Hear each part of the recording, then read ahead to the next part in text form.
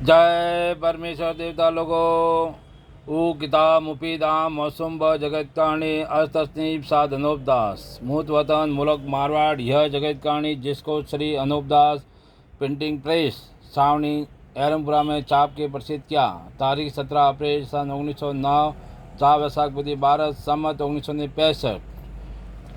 किताब जगत कहानी 274 पेज नंबर 56 से पढ़ रहा हूँ। देवता लोगों, संसार के भाइयों,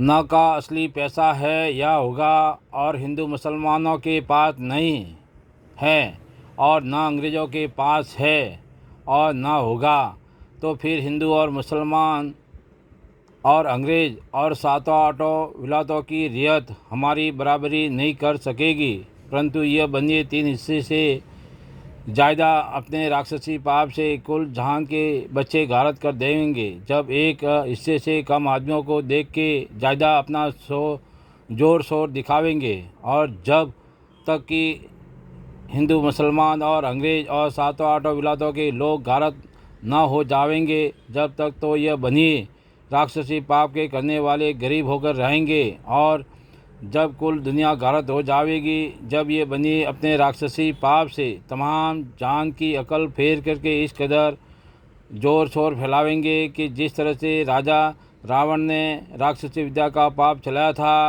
और यह समझा था कि मैं अपनी औलाद समेत ज़बरदस्त रहूँगा तो फिर हमारा ही राजपाट हो जाएगा।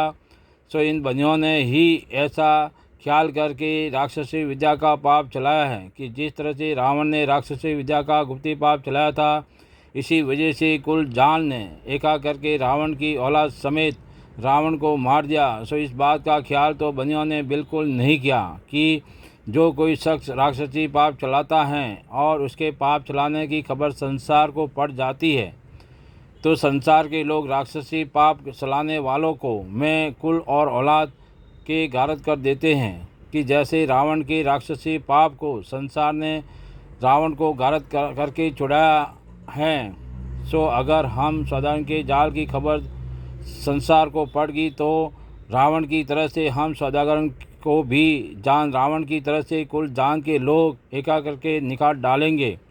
सो इस बात को तो इन बनियों ने बिल्कुल नहीं सोचा, बल्कि पैसे का लालच करके राक्षसी पाप को चला दिया और सबकी अकलों को जाली जाल में कैद कर दिया है।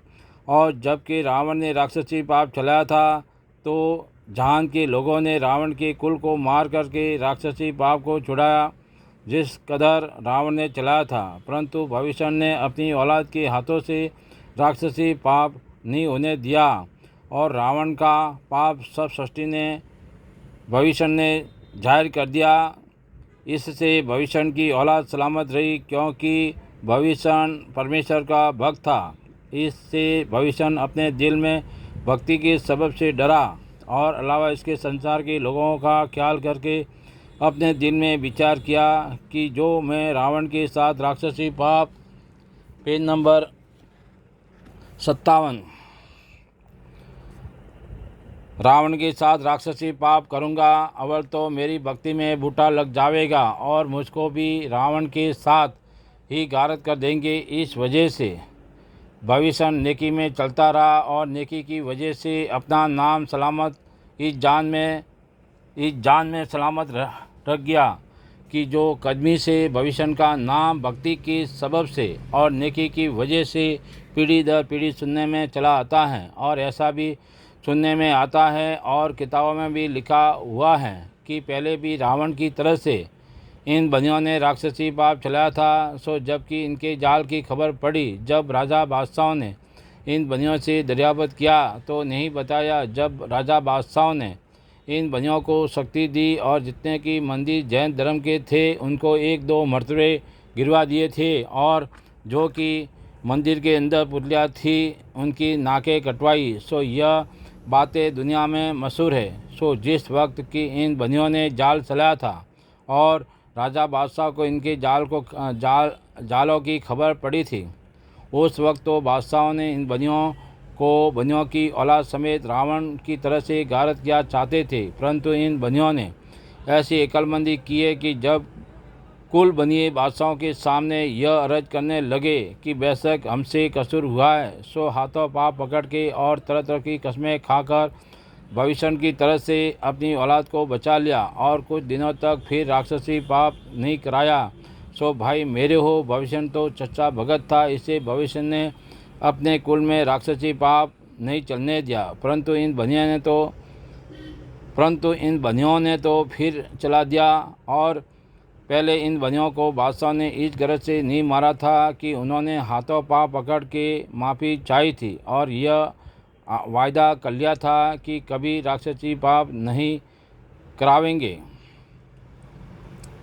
सो बादशाह ने इन बनियों का एतबार करके छोड़ दिया था, जिसकी वजह यह है कि संसार के आधे लोगों ने यह कहा कि इन काफिरों को मार दो और संसार के आधे लोगों ने यह कहा कि मत मारो, कि यह बनिए अपने कसूर की माफ़ी चाहते हैं और आइंदा नहीं करावेंगे। जबकि बादशाह ने संसार का दिल ऐसा देखा कि इन बनियों को मत मारो और कसूर को माफ़ कर दो, सुना से बादशाह ने दिल में ऐसा ख्याल करके समझा कि यह अब राक्षसी पाप नहीं करेंगे, क्योंकि अव्वल तो अपने कसूर की माफ़ी मांगते हैं और आइंदा नहीं करावेंगे, क्योंकि गाय और सूअर की कसम खाते हैं, सो अब ईमान को नहीं हारेंगे। ऐसा विचार करके बादशाह ने आधे संसार की राय मानकर छोड़ दिया, परंतु बादशाह यह नहीं जानते थे कि यह बनिए ईमान हार कर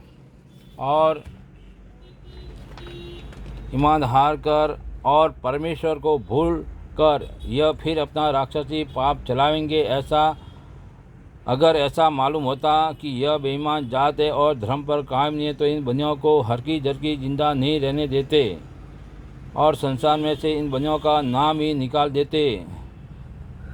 सो यह बातें जाल की कुल जान में मशहूर है। जय परमेश्वर। देवता लोगों, तमाम जान के बच्चे बचने के लिए अष्टनीप साधनोपचार लिखी किताब जगत कहानी 274 पेज छावनी हरमपुरा में छाप के प्रचित किया।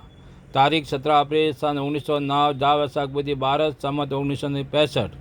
किताब जगत कहानी 274 पेज। संपर्क करें छावनी हरमपुरा से और कॉन्टैक्ट नंबर है 8905653801।